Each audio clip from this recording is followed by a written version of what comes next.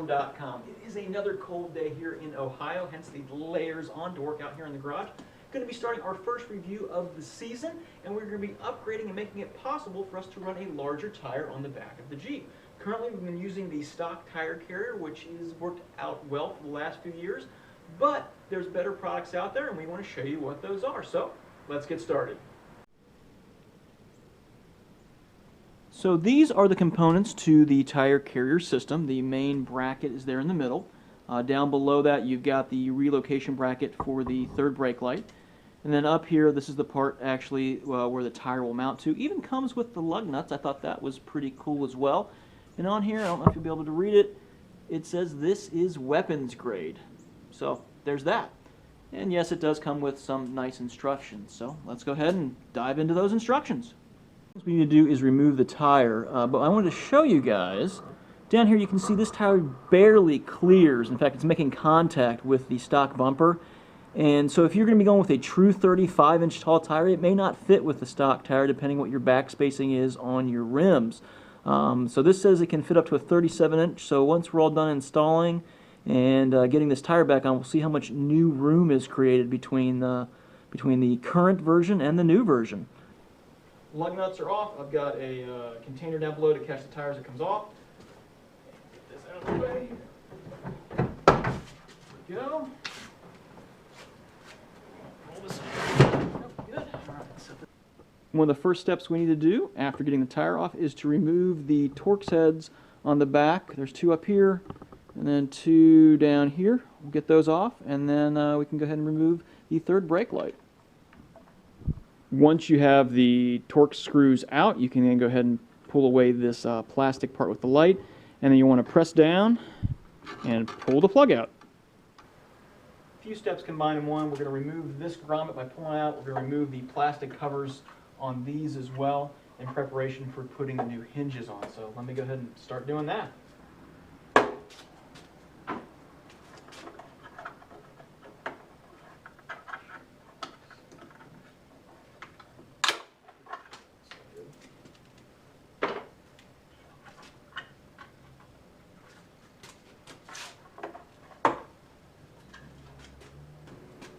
The goal with this is to, of course, get this center portion out. These use 13mm bolts, so you can go ahead and remove those. Once I get this off, I'm probably going to clean this up a little bit. The other thing you're going to need some wedges, and these wedges are actually going to fit underneath between the bottom of the door and your bumper down here, so you can support the weight of that once you get these hinges removed. But just something to pre-plan ahead of. I just cut down a 2x4 I had laying around. They seem to work fine with that. So let me go ahead and work on getting this off, and we'll move on. So here we have the stock carrier is gone. We've put our wood shims down on either side according to the directions, and we're going to get ready to remove these four 13mm bolts up here. The other thing you want to do at this point is make sure that the Jeep is locked so that you can't accidentally open this tailgate and get everything out of alignment. So let me work on getting these undone. Now we'll see what comes next. So here are the hinges off to the side, and as you can see down in here, this is some bare metal in here from the factory. My suggestion would be that you go ahead and paint this before you move on to any further steps. I don't have any white spray paint, so I'm going to probably just have to end up using whatever I got laying around.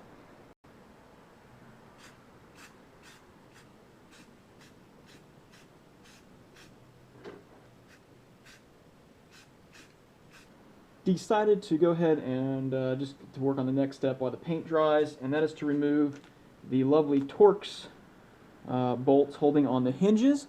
The directions call it out as a T47, which I've never seen, but a T50 works in here. And of course there's always that initial fear of when you go to do one of these it's going to strip out, but these I got lucky on and they are coming out okay. So just take your time with these, make sure you got a good solid hold on before you do that first one. Let me try these down here.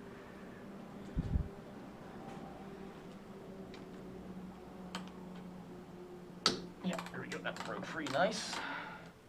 No real big surprise here. Of course, behind the actual hinge bracket, there's also exposed metal. So we'll clean those up and get those painted too. So we can take off all the blue painter's tape here, and hopefully it doesn't look... Oh, there's some lovely runs right down the side. We'll clean that up here. Right now I've got all the overspray cleaned up, but it probably really didn't matter because this thing's pretty wide and covered up underneath the drips I did.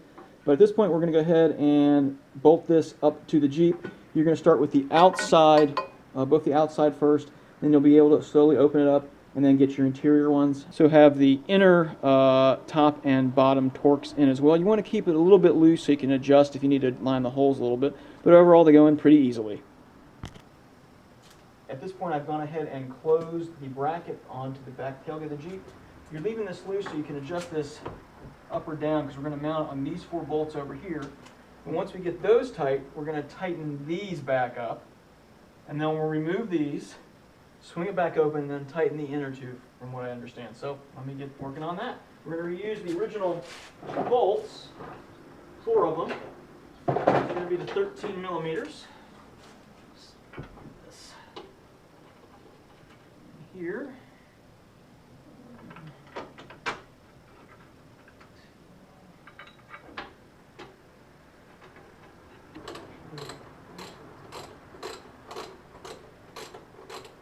We will fully tighten the outside hinge brackets.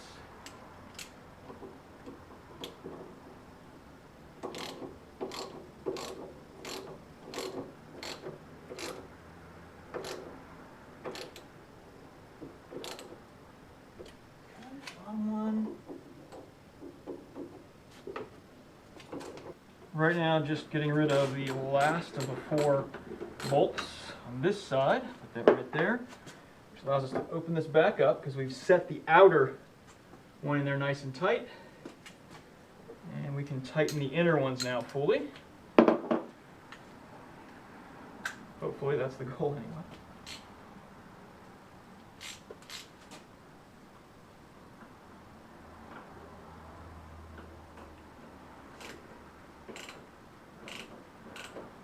Bolts on the outside for the hinge all set.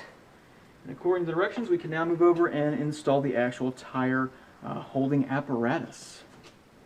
Right now I have the center tire mount bracket loosely attached by a couple of bolts over on this side of the Jeep. The arm we just put on, for lack of a better word, fits behind the one we're installing, and it's beveled on the back side so that you don't need a spacer. If you're just using this, if you're just using this with a stock one we left on here, you would need a spacer for it, but in this case you don't, since we're using the bracket that comes with it. Was able to get all the bolts in, everything lined up really well. On here you want to do opposite bolt, right? Just like you're doing a lug nut on a wheel. You want to go opposite and then opposite. And then over here on these, I didn't realize this, but they weren't quite lining up, and I didn't realize it until I kind of looked at it a little bit closer. The threads that are behind these particular bolts, upper and lower, it moves. It's on the same, it's all part of the same part, but it will move up and down a little bit. So if it's not quite lined up, you can go ahead and just, take a screwdriver, put it in there, move it over, and you'll be able to go ahead and line those up really well. The other thing with this is, when you're tightening these, make sure they are all the way over to the right-hand side before you tighten those down. Make sure they're really far over. That way it will help all this line up a lot better. This is the part that obviously holds the tire on. We got the lug nut still on here, and it slides on right here like this. We're going to put a couple bolts on this side and a couple on the other side, and then it does have some adjustability. You can kind of see this cutout here, so if you move in or out, you can do that. They give you a couple of detents, so you can fasten it in from this side and kind of get that where you need to do it and get it down for your tire. And of course, we still need to put in the brake light extension up here. So let me get the bolts for this, and we'll get this in place. Just the top one.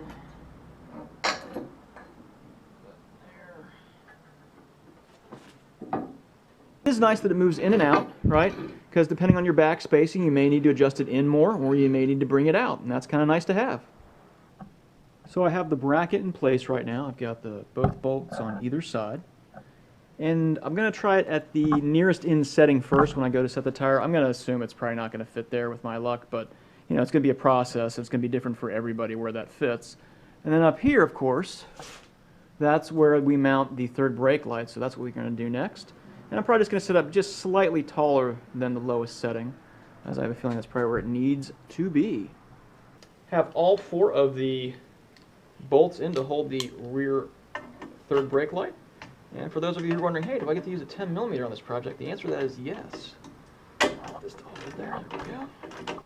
So if you need to go ahead and extend the wire to the third brake light, you're going to go ahead and remove this plastic, whatever this is, grate off the back, toss it to the side, and then once you open this up, you're actually going to find a cable.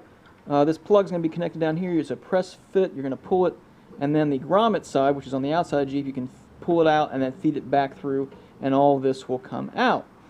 So once you have the wire out, you'll be able to use the included splicing kit. You want to go ahead and make your cut here, so leaving plenty of room on either side of the wire in case you mess up.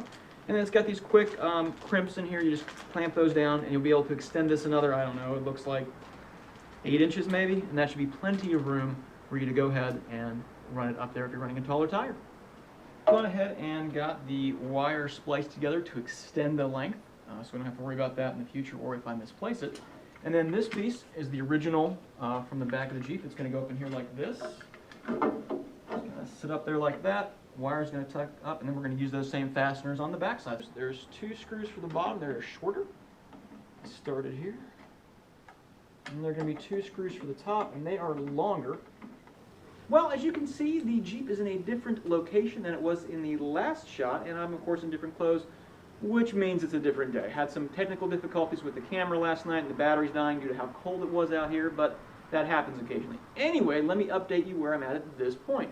Was able to get the tire mounted up here just fine. It's secured. It's pushed in all the way. Didn't have to adjust it out. Have much more room at the bottom, so in the future if you want to run a larger tire, you can do that. The hinges and everything, the paint was covered up mainly by the new brackets, so don't have to clean up too much. A little bit of overspray over here. I'm still going to take care of it at some future point. But let me open this and we'll see if we have any squeaks or rattles.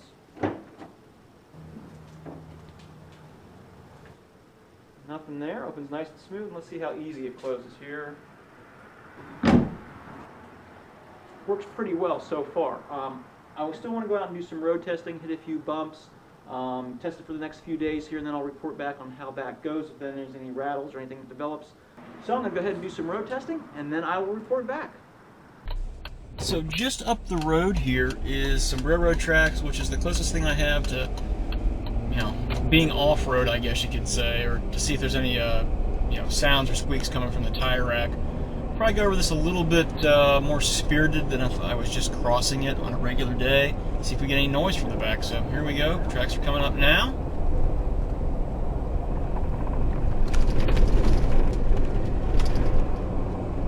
Didn't hear anything back there. It's pretty normal sounding, so I don't think there's any major squeaks or anything like that. I wouldn't expect it to be. It's in there pretty good. It's bolted down pretty good. But we'll go ahead and go back over it here and check it again.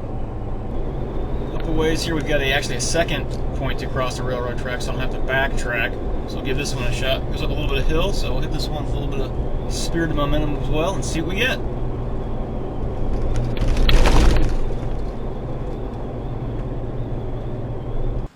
Definitely had a lot of fun going over those railroad tracks the other day, but most importantly it showed that we didn't have any rattles or squeaks we needed to hunt down and figure out where they were coming from.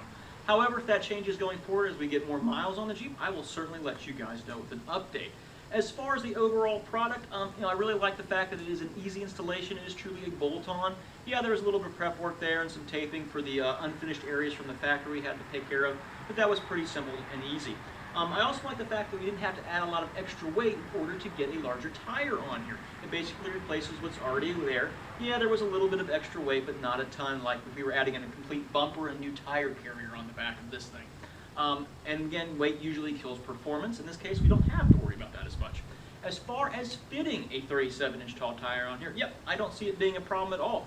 You've got a lot more room between the bottom of the tire now and the top of the stock bumper. Plenty of room to fit that new larger tire in there. And again, you can always adjust this out if you're running a wider width, which is nice and helpful too. In addition, I went ahead and lowered the third brake light so I can see out the back a lot easier now. Tactik also includes a 5-year limited warranty on this, and in case you're not aware, Tactik is a division of Quadratech, which has been around for a long time in the Jeep aftermarket. Anyway guys, that's going to do it for right now. I hope to give a long-term update on this going forward in a few months to let you know how everything's going. But if you like this video or found it useful, please be sure to subscribe to the channel down below as we'll be having other reviews coming out throughout the course of the year. Until next time, I'm Kevin, and I'll see you on the trail.